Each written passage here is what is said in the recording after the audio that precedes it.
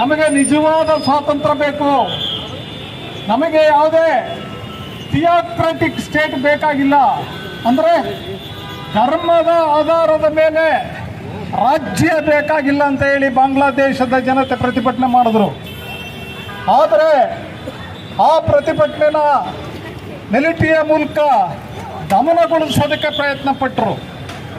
ಅಂಥ ಒಂದು ಸಂದರ್ಭದಲ್ಲಿ ನಮ್ಮ ದೇಶದಲ್ಲಿ ಈ ಒಂದು ಪ್ರಧಾನಮಂತ್ರಿ ಯಾಗಿದ್ದಂಥ ಇಂದಿರಾ ಗಾಂಧಿ ಹಾಗೂ ಸರ್ಕಾರನ ಬೆಂಬಲಿಸಬೇಕು ಅಂತ ಜನ ಕೇಳ್ಕೊಂಡ್ರು, ಬಾಂಗ್ಲಾದೇಶದ ಜನ ಕೇಳ್ಕೊಂಡ್ರು.